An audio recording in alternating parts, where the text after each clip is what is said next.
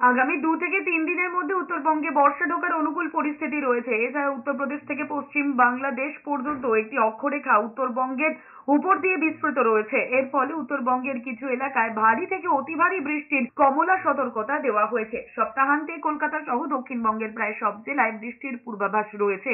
আলিপুর আবহাওয়া দপ্তর জানিয়েছে কেরলে ঢুকেছে বর্ষা। উত্তর পূর্ব ভারতের দিকে তা এগোচ্ছে। বৃহস্পতিবার নাগাল্যান্ড, মণিপুর, মিজোরাম, অরুণাচল প্রদেশ এবং ত্রিপুরা, মেঘালয়, অসমের বেশিরভাগ অংশে ঢুকে পড়ছে বর্ষা। আগামী 2-3 দিনে তা হিমালয় সংলগ্ন পশ্চিমবঙ্গ এবং সিকিমে প্রবেশ করতে পারে। সেই উপযোগী পরিস্থিতি তৈরি হয়েছে। এমনিতে জুনের প্রথম সপ্তাহে উত্তরবঙ্গে বর্ষা প্রবেশ করে।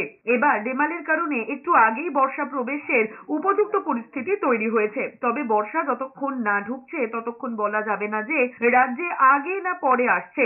বর্ষা প্রবেশের ক্ষেত্রে অনেক বিষয়ের ভূমিকা রয়েছে। তার মধ্যে এ বছর অন্যতম ভূমিকা রয়েছে ঘূর্ণিঝড় রেমালের। উত্তর পশ্চিম উত্তরপ্রদেশ থেকে পশ্চিম বাংলাদেশ পর্যন্ত বিস্তৃত রয়েছে অক্ষরেখা।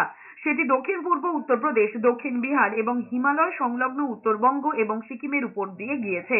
তার জেরে বঙ্গোপসাগর থেকে ছুটে আসছে আর্দ্র জলীয় বাষ্প। তার জেরেই উত্তরের বিভিন্ন জায়গায় ভারী থেকে অতি ভারী বৃষ্টি হতে পারে। সোমবার পর্যন্ত দার্জিলিং, জলপাইগুড়ি, কালিম্পং, কোচবিহারে হালকা থেকে মাঝারি বৃষ্টি হতে পারে।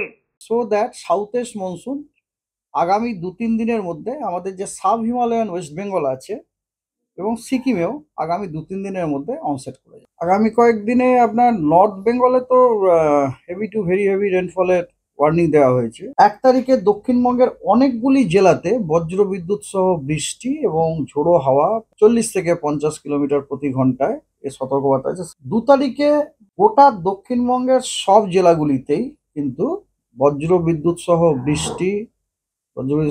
বৃষ্টি প্লাস ঝোড়ো হাওয়া